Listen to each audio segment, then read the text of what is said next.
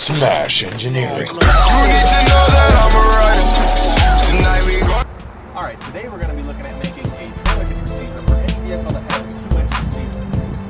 Now what the idea is we're going to have that, which gets pinned into your hitch, and then we're going to build a platform on here out of just simple stuff you can get at any steel salvage yard.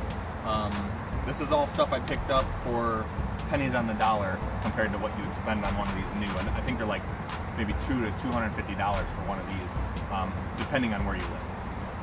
So the idea is I got some bed frame, I got a few different pieces of bed frame, I got some angle iron, I picked up a 2-inch piece of pipe here. This I actually had to buy, but this is going to be crucial, I think, to the stability of the entire unit.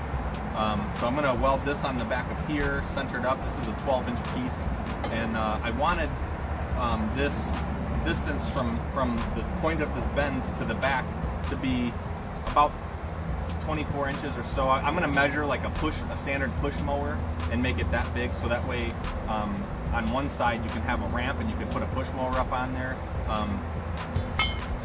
Depending on what uses you're going to have for it, if you're going to make one of these, you can make it a different size and a different width as well. I'm going to go ahead and go with just under the width of the vehicle here.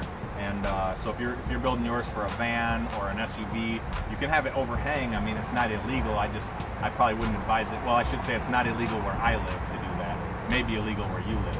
So check your local laws when you're constructing something like this. But again, the biggest concern here is going to be the stability, because every inch or foot that you come out from the center it acts like a lever, and it increases the torque. Not necessarily worried about the hitch itself, but more about the welds and how you have it attached to this main bar here. Now this main bar is a lot thicker than just about any of this that I have, and the point of that is because this is where all your structure comes from. From here you're going to build out. So this is the trunk of the tree. We're going to put some branches on it. So the idea is going to be, I'm going to build a frame on here. Now this hasn't been cut down yet, but I'm going to build some type of a frame on here. And with this welded on here on the end, that's going to give me my outward stability for the back. And then on the front, I'm going to use probably some tube steel or something, some pipe steel to come out maybe about halfway, just to give it that extra rigidity. But the idea is going to be, I'm going to cut this down.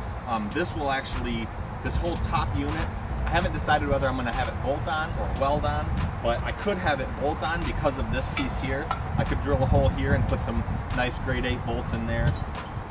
Probably overkill, but could do it. I always overbuild things because my biggest concern is ever when you're building something and it's going to be out in public and you're in a vehicle going who knows what speed, you do not want this thing coming apart. That is the #1 most important thing, is the well-being of people around you. So if you build it shoddy, if you don't know what you're doing, if you don't weld it properly, if you don't bolt it properly, if you use inferior products, steels, anything, if stuff's rusted too far gone, then you're going to put the public in danger, and that's never something I want to promote here. So we're all about love, helping the community any way we can, as long as we don't put ourselves in danger. So back to the project. I have a couple pieces of this, so I could put one in front here, one in the back. I don't know exactly how wide I'm going to go with it, but I have it. I did get it so that all my steel will be matching, just to make it look better. You don't really have to do that, but I like to make things look like they came out of a factory the way I did them, if I can. Sometimes it doesn't turn out that way. But in the center here, I want to get probably some expanded steel.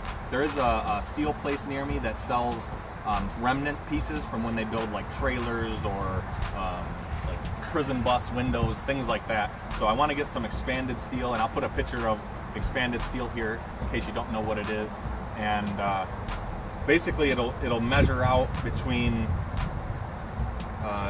just inside of this lip, so I can tack weld the expanded steel around the lip and make sure that anything you put on here is solid, and if water gets in here, it can go through. Now I may end up using, if I can find some like marine plywood on here, and that will be then safe for water. You could leave it hooked to your vehicle and it rains, it doesn't hurt anything. Probably would want to drill some holes in it just to let water relief through it. But yeah, so we're gonna go ahead and get started on this. Alright, so I've went ahead and measured, and a friend of mine does have that Chevrolet Tracker SUV vehicle, and I wanted to make sure that if I ever put something like this on a smaller vehicle, that it wouldn't overhang too much on either side.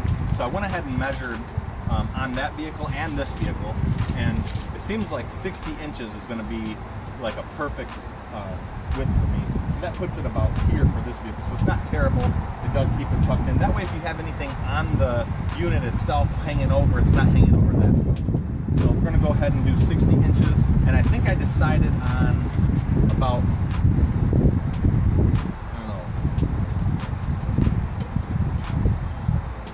probably 24 inches. I think I said that earlier. Probably going to be like 24 inches, a good 2 foot, and that'll give me a pretty good platform.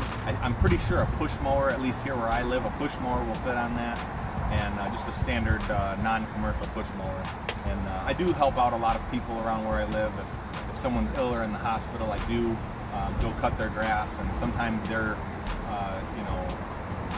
lawn mowing equipment's not easy to start, or I'm just not familiar with it, so I'll bring my own. So that's kind of the whole idea here, is to be able to throw maybe a weed whacker on this, throw a push mower on this, or maybe a couple push mowers if I got someone helping me, and then we can go help others. Okay, realize that I need a little more room behind the vehicle than I currently have, so I'm going to go ahead and start up the vehicle, move it forward a little bit, give myself a little more working space.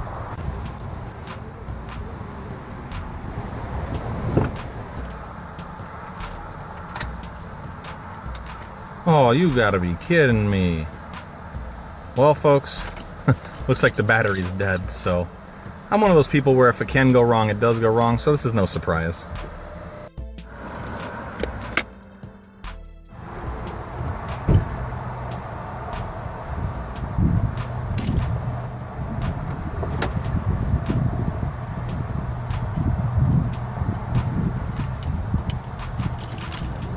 Remember, red to positive, black to negative. And make sure those aren't touching when you do hook the battery. And as always, it's always good to have a friend that's nearby who can give you a jump start.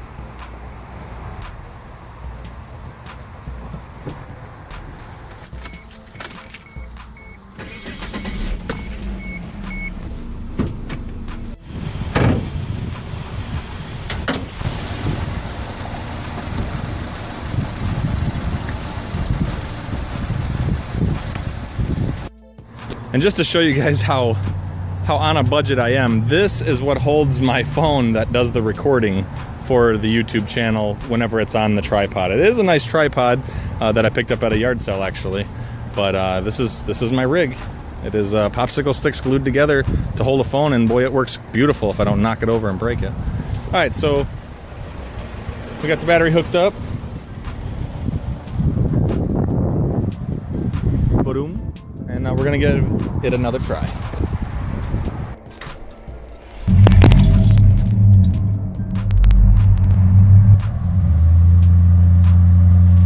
Now let's move this stupid truck forward. All right, so next thing to do is we're gonna go ahead and secure this on the back of here. So I'm gonna go ahead and get a close up, probably put it in fast forward. We're gonna grind the edges to clean all the steel, and go ahead and clean off any rust on this steel. That way we get a nice good bond. And I'm going to use some C-clamps and show you kind of a trick on how to get something level and clamped down there for a while.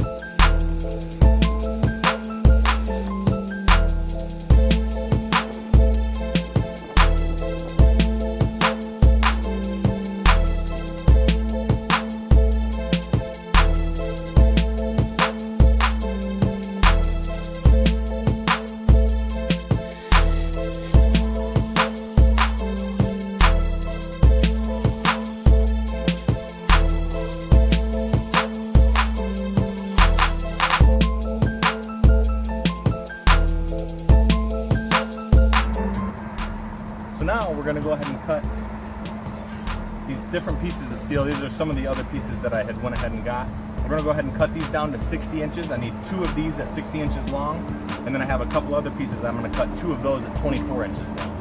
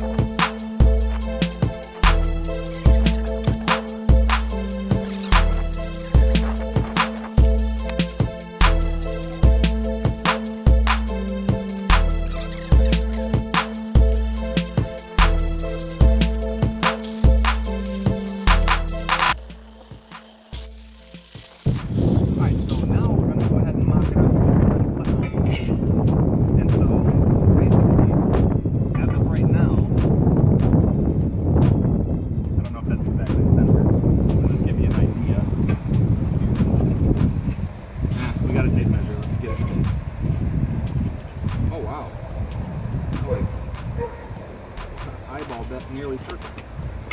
So let's throw a C-clamp on here.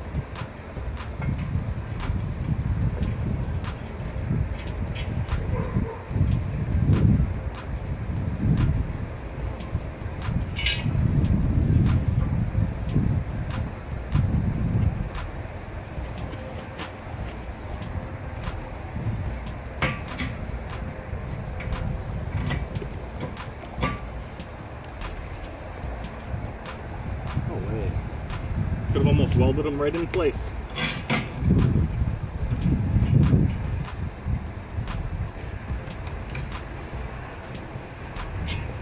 And then these will go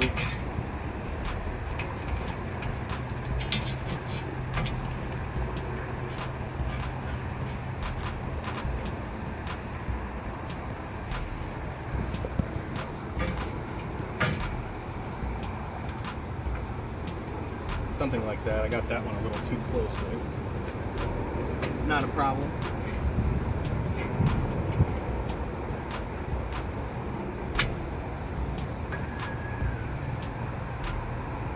So this is going to be our basic layout, and I probably will gusset these just to make it more rigid, but it's already, I mean, just with C-clamps on here, it's fairly rigid, and that's because I put this T-bar in the back, welded that onto the end to give it more rigidity. So it's just even C-clamped right now, and you can already see it's fairly rigid. So that's where we're going to end this video. Stay tuned. Part 2 will be coming out within the next few days. I'm running out of sunlight, and I'm getting kind of hungry. So thanks for watching. As always, smash that subscribe button. Let me know you love me. And like I always say, try to help someone, but don't put yourself in danger. Sing along. You need to know that I'm a rider. Tonight we gonna